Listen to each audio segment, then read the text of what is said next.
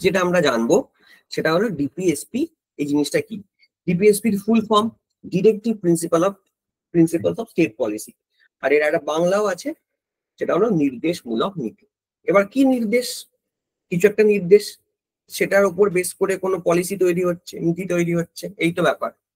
তাহলে যদি আমরা দেখি সেটা হলো ডিপিএসপির কথা। আচ্ছা, ডিপিএসপির কথা কোন পার্টে বলা হয়েছে সেটা বলার আগে ডিপিএসপি ব্যাপারটা কি তোমাদের একটু বলে দিই, তারপর ডিপিএসপিটা ডিটেলে বলছি। আমাদের সংবিধান, আমাদের কনস্টিটিউশন কিছু ইনস্ট্রাকশন দেয়। কাকে ইনস্ট্রাকশন দেয়? রাষ্ট্রকে, মানে স্টেটকে। আমাদের সংবিধান স্টেটকে বা রাষ্ট্রকে কিছু ইনস্ট্রাকশন দেয়। সেই ইনস্ট্রাকশন গুলো ফলো করে রাষ্ট্র কি করবে? পলিসি তৈরি করবে। সেই ইনস্ট্রাকশন গুলো ফলো করে রাষ্ট্র কি তৈরি করবে? আইন তৈরি করবে। যদি সেই ইনস্ট্রাকশন গুলো ফলো করে রাষ্ট্র আইন এবং পলিসি তৈরি করে, ঠিক আছে, এবং তাতে যেটা সুবিধে কি, তাতে আমাদের ইন্ডিয়ার একটা কল্যাণময় রাষ্ট্র, যেটাকে আমরা ইংরেজিতে বলি ওয়েলফেয়ার স্টেট, মানে রাষ্ট্রের ভালো হবে, রাষ্ট্রের ভালোর জন্য এই কাজটা হবে। তাহলে যদি আমাকে জিজ্ঞেস করে ডিপিএসপি কি, ডিপিএসপি কিচ্ছু না, ডিপিএসপি হলো কিছু ইনস্ট্রাকশন। সেই ইনস্ট্রাকশন কে দিচ্ছে? সংবিধান দিচ্ছে। কাকে দিচ্ছে? রাষ্ট্রকে দিচ্ছে।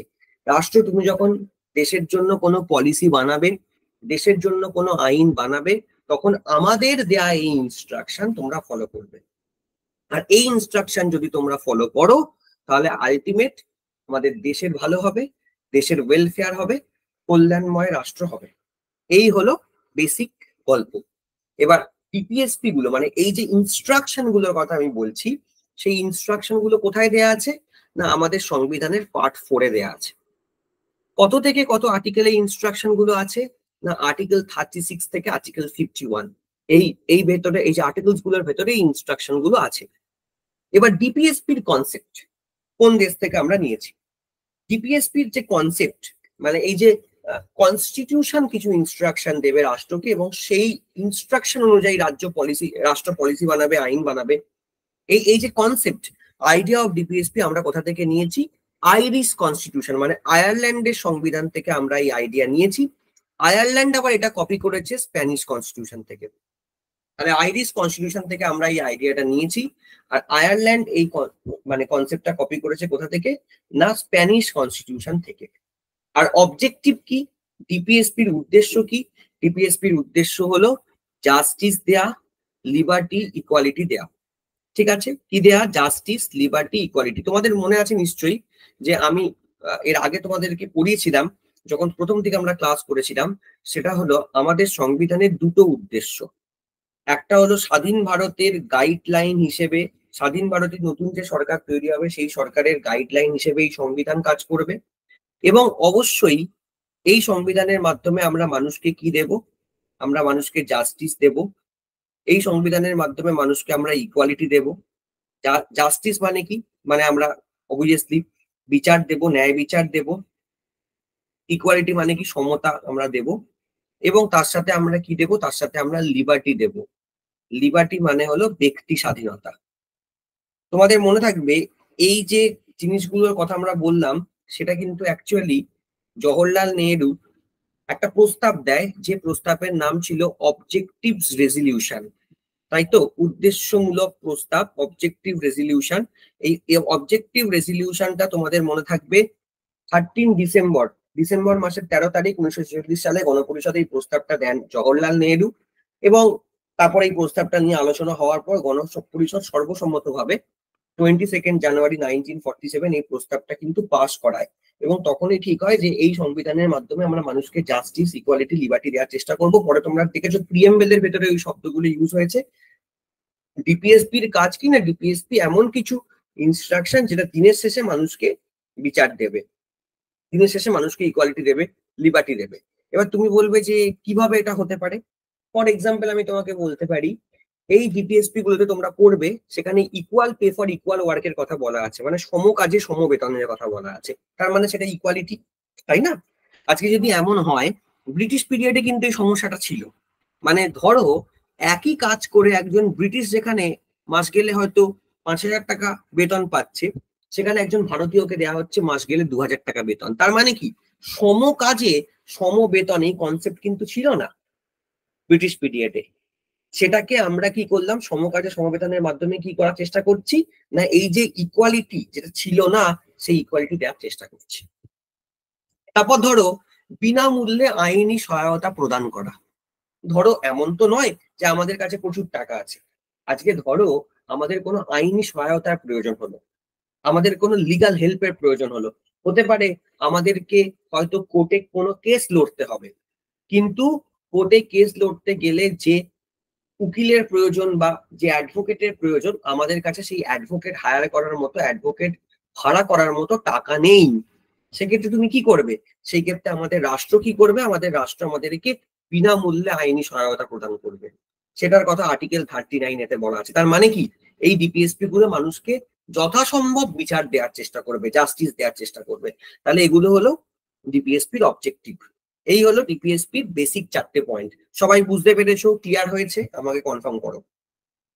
হ্যাঁ স্যার, হয়েছে। ঠিক আছে, একদম বেসিক 4টে পয়েন্ট হলো। এবার আমরা একটু এগোই, দেখি আর কি বলা আছে। দেখো এখানে ডেফিনেশন অফ ডিপিএসপি তে কি বলা আছে, this are directions by the constitution to the state for the people. এখানে কনস্টিটিউশন কিছু ইনস্ট্রাকশন দিচ্ছে, ডিরেকশন দিচ্ছে, কাকে দিচ্ছে? রাষ্ট্রকে দিচ্ছে। নির্দেশমূলক নীতি হলো কল্যাণমূলক রাষ্ট্রের উদ্দেশ্যে জনগণের জন্য সংবিধান কর্তৃক রাষ্ট্রকে প্রদেয় নির্দেশাবলী। খুব ভালো কথা। নেক্সট পয়েন্টটা কি বলছে, instrument of instruction which are enumerated in the Government of India Act 1935। তার মানেটা হলো গভর্নমেন্ট অফ ইন্ডিয়া অ্যাক্ট 1935 এর মাধ্যমে কিছু ইনস্ট্রুমেন্ট অফ ইনস্ট্রাকশন দেওয়া হয়েছিল, সেগুলো একই জিনিস আমরা বলতে পারি ডিপিএসপি তো দেখতে পাচ্ছি। অ্যাকচুয়ালি কি, ল অ্যান্ড অর্ডারের কথা মাথায় রেখে ব্রিটিশ গভর্নমেন্ট ভাইসরয় 1935 সালে গভর্নমেন্ট অফ ইন্ডিয়া যখন মানে ইন্ডিয়া অ্যাক্ট যখন পাস হয়, তখন ভারতের ভাইসরয়ের নাম ছিল লর্ড উইলিংটন। লর্ড উইলিংটনকে কিছু ইনস্ট্রাকশন দেয় যে আপনারা এই ইনস্ট্রাকশনটা ফলো করে পলিসি বানাবেন, আইন বানাবেন। তাতে কি হবে, তাতে ব্রিটিশ ইন্ডিয়া, তখন তো ভারত স্বাধীন হয়নি, তো ব্রিটিশ ইন্ডিয়াতে কি হবে না, ওয়েলফেয়ার স্টেট হবে, অর্থাৎ কল্যাণময় রাষ্ট্র হবে। আর এই যে ইনস্ট্রাকশন গুলো কথা বলছি না, এই ইনস্ট্রাকশন গুলোকে বলা হতো ইনস্ট্রুমেন্ট অফ ইনস্ট্রাকশন।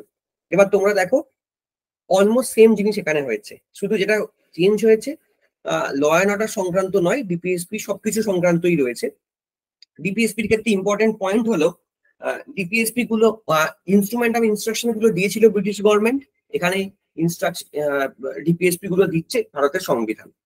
তৎকালীন ভাইসরয়কে এটা দেয়া হয়েছিল, এটার ক্ষেত্রে দেয়া হচ্ছে কাকে না, ভারতের রাষ্ট্রকে, বাকিটা সেম।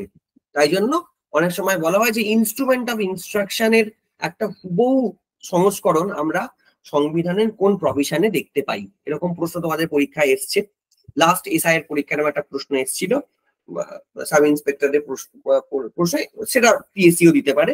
কারেক্ট আনসার হবে ইনস্ট্রুমেন্ট অফ ইনস্ট্রাকশন। ব্যাপারটা বুঝে গেলে। Not enforceable by the court of law, এটা খুব ইম্পর্টেন্ট, এটা পরে একটা আর্টিকেলও আছে, আর্টিকেল 37। তোমরা পড়েছিলে যে তোমাদের ইনফ্যাক্ট আমি পড়েছিলাম যে ফান্ডামেন্টাল রাইটস গুলো ভায়োলেট হলে আমরা কিন্তু সুপ্রিম কোর্টে অ্যাপ্রোচ করতে পারি। ফান্ডামেন্টাল রাইট ভায়োলেট হলে আর্টিকেল 32 আমাদেরকে ক্ষমতা দিয়েছে, আমরা সুপ্রিম কোর্টে অ্যাপ্রোচ করতে পারি এবং আমরা চেষ্টা করতে পারি এই মৌলিক অধিকারগুলো ফেরত পাওয়ার। কিন্তু ডিপিএসপির ক্ষেত্রে এটা হবে না। ডিপিএসপি গুলো কিন্তু কোর্ট অফ লতে বা নীতি আইনের দ্বারা বলবৎযোগ্য নয়। তার মানেটা হলো সোজা কথা, ডিপিএসপি গুলো যদি তোমার মানে ধরো রাষ্ট্র এই যে পলিসি গুলোর কথা বলছে, যে কনস্টিটিউশন কিছু ইনস্ট্রাকশন দিচ্ছে, সেই ইনস্ট্রাকশন ফলো করে রাষ্ট্র পলিসি বানাবে। আজকে যদি রাষ্ট্র সেই ইনস্ট্রাকশন বাই চান্স ফলো না করে, তাহলে কিন্তু তুমি রাষ্ট্রের এগেনস্টে কোর্টে অ্যাপ্রোচ করতে পারবে না। এই যেমন ধরো সমকাজে সমবেতন, আমি একটু আগে বলছিলাম, যদি ধরো বাই চান্স আজকে রাষ্ট্র সমকাজে সমবেতন চালু না করে, তার জন্য কি তুমি কোর্টে অ্যাপ্রোচ করতে পারবে? উত্তর না, পারবে না। তারপর ধরো ডিপিএসপি গুলোর মধ্যে তোমরা পরে পড়বে এই যে বেকার ভাতা, বার্ধক্য ভাতা, এগুলোকেও আমরা ডিপিএসপির ভেতরে ইনক্লুড করতে পারি। বেকার ভাতা, বার্ধক্য ভাতা দিলে ভালো, সেটা রাষ্ট্রের কল্যাণ বা মানুষের ভালোর জন্যই দেওয়া হচ্ছে। কিন্তু এটা ডিপেন্ড করছে হলো সেই রাষ্ট্রের কতটা টাকা আছে, মানে ইকোনমিক ক্যাপাসিটি যদি থাকে তবেই তো দেবে। আজকে যদি টাকা না থাকে কি করে দেবে? তাই জন্য এখানে যেটা বলা হচ্ছে সেটা হলো এই ডিপিএসপি গুলো এনফোর্স করা কিন্তু ম্যান্ডেটারি নয়। করতেও পারো, নাও করতে পারো, যদি একান্ত না পসিবল হয়ও, মানে রাষ্ট্র যদি নাও পারে কোনো পার্টিকুলার ডিপিএসপি কে এনফোর্স করতে, আমরা কিন্তু রাষ্ট্রের এগেনস্টে কোর্টে অ্যাপ্রোচ করতে পারবো না। Not guaranteed right, not justiciable. ওই যে বললাম গ্যারেন্টিও দেওয়া যাবে, জাস্টিসেবলও নয়। কিন্তু তার মানে এটা নয় যে এই ইনস্ট্রাকশন গুলো, যেহেতু এই ইনস্ট্রাকশন গুলো ফলো না করলে রাষ্ট্রকে তুমি কোর্টে নিয়ে যেতে পারবে না, বাট তার মানে এটা নয় যে এই ইনস্ট্রাকশন গুলো ফলো করা হবে না। বলছে state should keep in mind while formulating policy and enacting law. অবশ্যই রাষ্ট্র যখন কোনো পলিসি বানাবে বা আইন তৈরি করবে তখন এই এই যে ইনস্ট্রাকশন গুলো, সেই ইনস্ট্রাকশন গুলোকে মাথায় রেখে পলিসি তৈরি করবে বা আইন তৈরি করার চেষ্টা করবে। ডেফিনেশন অফ ডিপিএসপি হয়ে গেল। আচ্ছা, আর্টিকেল 37 এটা ইম্পর্টেন্ট।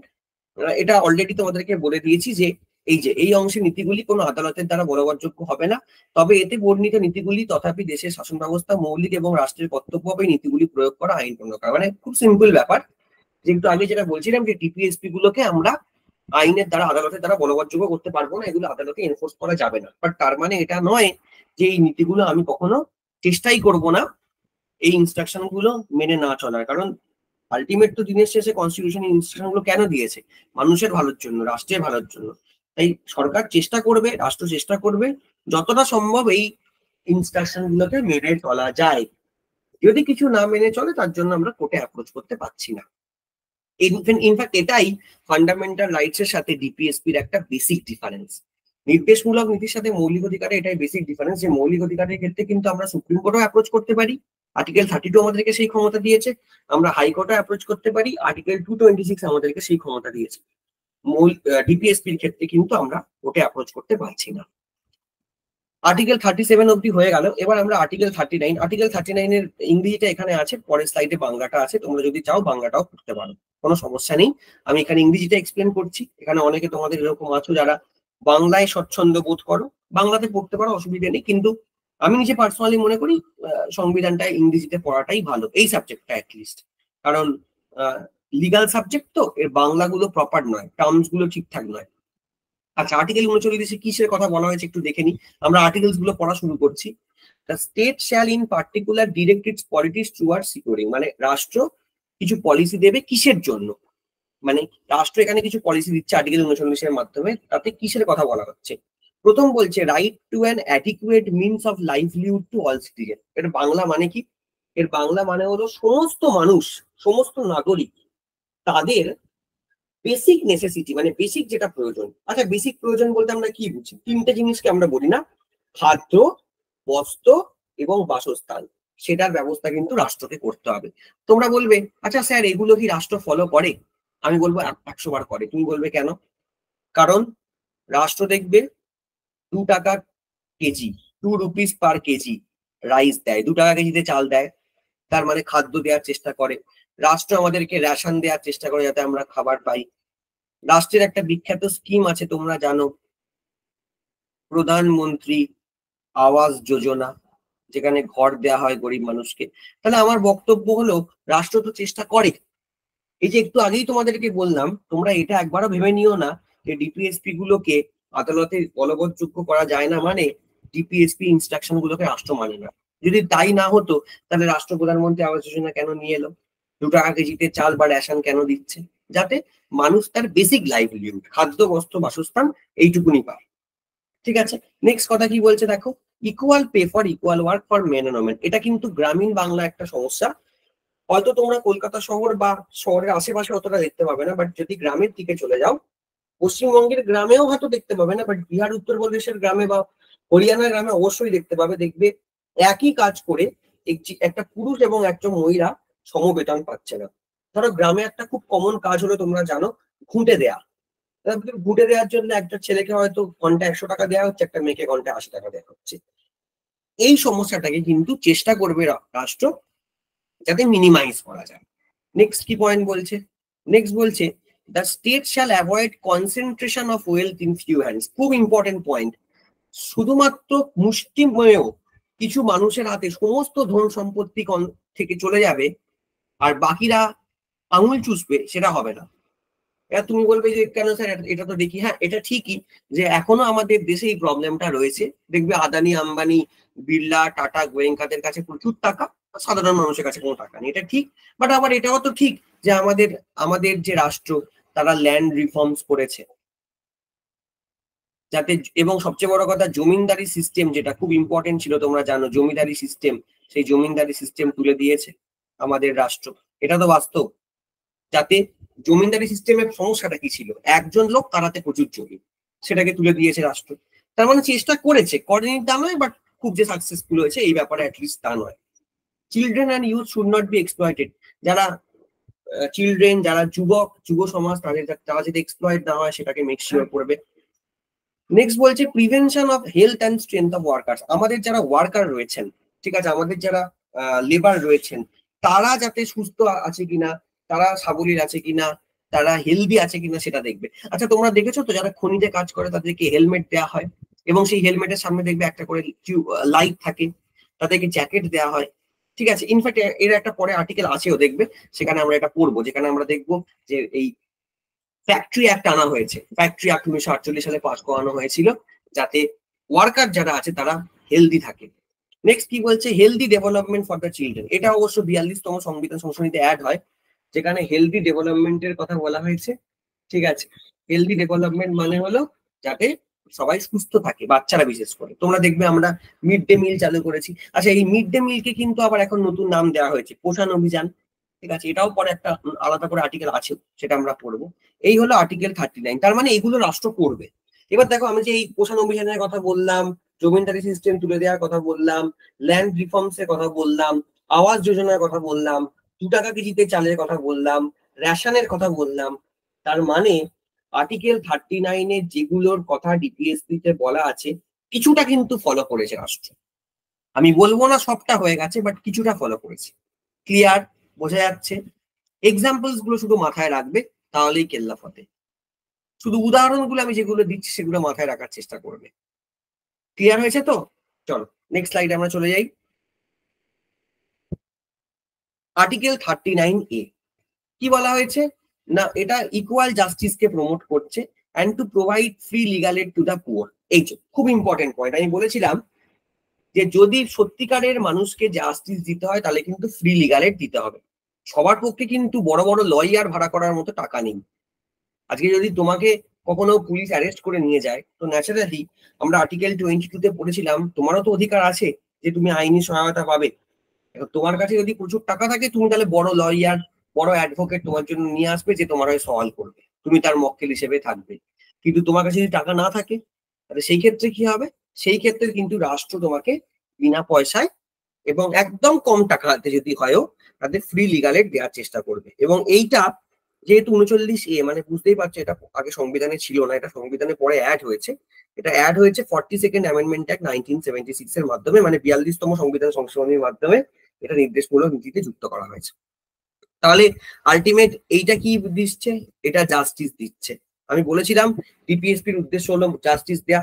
এগুলোতে যেগুলোর কথা বলা হয়েছে এগুলো মেনলি ইকুয়ালিটি দিচ্ছে, এগুলো মেনলি ইকুয়ালিটি দিচ্ছে। তোমরা খেয়াল করে দেখবে, যখন আর্টিকেলস গুলো পড়বে নিজেরাই বুঝতে পারবে যে কোন কোন মানে পার্টিকুলার আর্টিকেল জাস্টিস দিচ্ছে, কোনটা ইকুয়ালিটি দিচ্ছে, কোনটা লিবার্টি দিচ্ছে, নিজেরাই বুঝতে পারবে। নেক্সট চলে যাও আর্টিকেল 41। আর্টিকেল 40 আমরা পরে পড়বো, এমন না যে পড়বো না। আমরা এখন কিছু সমাজতান্ত্রিক যে প্রিন্সিপাল গুলো আছে সেগুলো পড়ে আমরা আবার গান্ডিয়ান প্রিন্সিপালে ফিরবো, তো সবই পড়বো। ইম্পর্টেন্ট যে সমস্ত আর্টিকেল গুলো ডিপিএসপি তে পড়তে হয় সবই পড়বো। আর্টিকেল 41 কি বলছে, এই যে public assistant in case of unemployment, old age, sickness and disability. ওই যে বললাম একটু আগে যে বেকার ভাতা দেবে রাষ্ট্র। রাষ্ট্র যদি মানে যাদের বয়স হয়ে গেছে, যেটাকে আমরা বার্ধক্য ভাতা বলি, বার্ধক্য ভাতা দেবে। তারপর ধরো যারা অসুস্থ, তাদেরকে অসুস্থ যেটা দেয়া। তারপর ধরো সবসময় যে বার্ধক্য ভাতা দেয়া এমনটা নয়, যারা সরকারি কাজের সাথে যুক্ত থাকে তাদেরকে পেনশন দেওয়া হয়, এগুলো রাষ্ট্র দেবে, আর্টিকেল 41 বলা হয়েছে। কিন্তু যদি না দেয় তাহলে কিন্তু তুমি রাষ্ট্রকে কোর্টে নিয়ে যেতে পারবে না। ধরো ফর এক্সাম্পল এমন হলো, হঠাৎ করে কন্যাশ্রী বন্ধ হয়ে গেল, স্বাস্থ্যসাথী বন্ধ হয়ে গেল, যুবশ্রী বন্ধ হয়ে গেল, তোমরা কি করবে? তোমরা কি রাষ্ট্রের এগেনস্টে কোর্টে অ্যাপ্রোচ করতে পারবে? উত্তর না, পারবে না। কেন পারবে না? কারণ স্বাস্থ্যসাথী পাওয়াটা তো তোমার কাছে কোনো মৌলিক অধিকার নয়, তাই না? পেনশন পাওয়াটা তোমার কাছে মৌলিক অধিকার নয়। খেয়াল করে মনে রেখো, তোমাদেরকে আমি আর্টিকেল 23 পড়েছিলাম যে বন্ড লেবার কিন্তু হবে না। তার মানে তুমি যখন কাজ করবে তখন স্যালারি পাওয়া বা ওয়েজেস পাওয়া এটা কিন্তু তোমার কাছে ছিল মৌলিক অধিকার। কারণ তোমাকে যদি বিনামূল্যে কাজ করানো, মানে কোনো টাকা দিয়ে যদি কাজ করানো হয়, সেটা কিন্তু ফোর্স লেবার হয়ে যাবে, তাহলে আর্টিকেল 23 ভায়োলেট হচ্ছে। কিন্তু যখন তোমাকে পেনশন দেয়া হচ্ছে, পেনশন যখন দেয়া হচ্ছে, তখন কিন্তু তুমি কোনো কাজ করছো না, তুমি এতদিন কাজ করেছো, তার একটা প্রিভিলেজ হিসেবে পেনশনটা দেয়া হচ্ছে। সেই পেনশন কিন্তু ফান্ডামেন্টাল রাইট হবে না, এটা ডিপিএসপি হয়ে যাবে। আর এখানে দেখো পরিষ্কার বলে বলা আছে, state will help as per the economic limit and capacity. রাষ্ট্র কিন্তু ততক্ষণ তোমাকে হেল্প করবে, বেকার ভাতা, বার্ধক্য ভাতা দেবে, যতক্ষণ রাষ্ট্রের পক্ষে সেটা দেওয়া সম্ভব। যতক্ষণ রাষ্ট্রের পক্ষে দেওয়া সম্ভব নয়, রাষ্ট্র কিন্তু দিতে পারবে না। সবটাই ডিপেন্ড করছে তার ইকোনমিক ক্যাপাবিলিটির উপর। আর্টিকেল 42 চলে যাও, কি বলছে দেখো, the state shall make provision for securing just and human condition of work and for maternity relief. এই যে একটু আগে বলছিলাম যে যারা কাজ করছে তারা যাতে একটা প্রপার অ্যাটলিস্ট মানবোচিত একটা সুযোগ সুবিধে পায়। যে তুমি যখন একজনকে দিয়ে কাজ করাচ্ছ, যে খনিতে কাজ করছে, তাকে একটা বেসিক জ্যাকেট তো দিতে হবে, তাহলে সে খনিতে কে কাজটা করবে কি করে? তুমি যদি আজকে দমকল দিয়ে কাজ করো, দমকলকে কিন্তু এই ফায়ার প্রুফ যে জ্যাকেট হয় সেগুলো দেওয়ার দরকার। কারণ এই কাজগুলো করতে গেলে মানুষের প্রাণ পর্যন্ত চলে যেতে পারে, তাই সাবধানে থাকাটা খুব দরকার। এবং তার সাথে এটা বলছে এই মেটারনিটি রিলিফ, যারা প্রেগনেন্ট, যারা অন্তঃসত্ত্বা, তো তাদেরকেও কিন্তু ছুটি দেওয়া হয়। ঠিক আছে, এবার এই মেটারনিটি রিলিফের উপর দেখো একটা আইন আমাদের দেশে এসছে 2017 সালে, মেটারনিটি বেনিফিট অ্যামেন্ডমেন্ট অ্যাক্ট। আর ওই যে ফ্যাক্টরিতে যারা কাজ করে তাদের সেফটির জন্য ফ্যাক্টরি অ্যাক্ট 1948 এসছে। যেমন মেটারনিটি অ্যাক্টে পরিষ্কার বলা আছে যে একজন অন্তঃসত্ত্বাকে 6 মাস অব্দি আমরা কি দেব না, বেতন দেব, এবং তার জন্য তাকে কাজ করতে যাওয়ার দরকার নেই। বাচ্চার জন্মের আগে বা বাচ্চার জন্মের পরে সে কিন্তু 6 মাস অব্দি ছুটি নিতে পারে, এবং এই ছুটিটা হবে লিভ উইথ পে। তার মানে কি, যদি বাংলা দাঁড়ায় সেটা হলো ছুটিও পাবে, তার সাথে টাকাও পাবে, মানে মাসে মাস গেলে মাইনেটাও পাবে। কিন্তু যদি কোনো মহিলা চায়, এখন তার যদি কোনো কমপ্লিকেসি থাকে, সে চাইলে 1 বছর অব্দি ছুটি নিতে পারে। 6 মাস মানে ডাবল 1 বছর। কিন্তু মাথায় রাখতে হবে, 1 বছর যদি সে ছুটি নেয়, প্রথম 6 মাস সে অবশ্যই বেতন পাবে, লিভ উইথ পে হবে, বাট শেষ 6 মাস তার চাকরি যাবে না। চাকরি যাওয়ার কোনো টেনশন নেই, চাকরি তার থাকবে, কিন্তু শেষ 6 মাস তাকে লিভ উইদাউট পে থাকতে হবে। মানে সে বেতন পাবে না, কিন্তু সে ছুটি পাবে, মানে ওই 6 মাসে সে বেতন পাবে না। এখন অনেক সময় অনেক মহিলারই হয়, সে হয়তো 6 মাসের পরে আরো 1 মাস এক্সট্রা ছুটি নিল, সবাই তো আর 12 মাসে ছুটি নেয় না, তাহলে হয়তো দেখা গেল 6 মাসের বেতন সে পেলো, ঘরে বসেই পেলো, আর 1 মাসের বেতন তাকে দেওয়া হলো, মানে 1 মাসের শেষ 1 মাসটা সে বেতন ছাড়াই কাজ করবে।